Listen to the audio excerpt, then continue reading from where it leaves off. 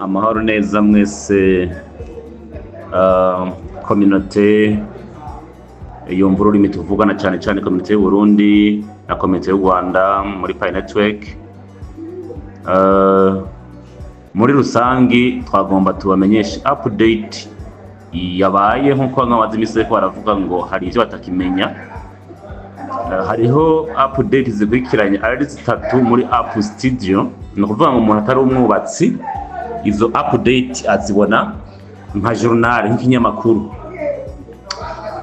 No kuvuga ko izo nizo ziba zigaragara zibonekana, ariko hari n'izindi ziberamwe indani kuri AI assistant ifasha mu kubaka. Ariko harabaye update itariki indwi zo ku kwezi ijanye na SDK. Hanyuma harabaye indi update igira kabiri ijanye na app revenue. Hanyuma uyu munsi baraduhaye indi update ya celebration of Pi App Studio kugira ngo dushobore guhimbaza umwaka mushasha wa 2026.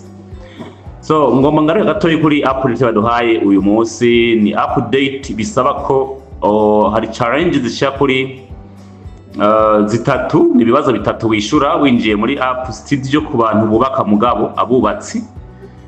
Bagende bayikore binjire muri app studio, bashitseyo baraza kubona haruguru kuri page yaho winjirira muri app studio aho byanditse, hama binjiremwo baraza gusanga ibibazo bitatu bavyishure.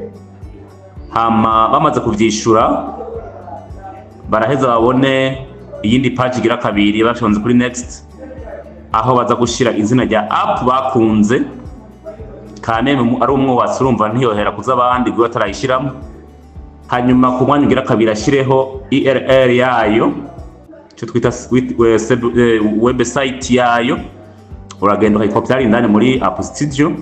Ku mwanya ugira gatatu ushiraho ico twokwita reasons of choosing your application. Ni impamvu yahe yatumye wumva wo ivuga ko niho uca uyishira.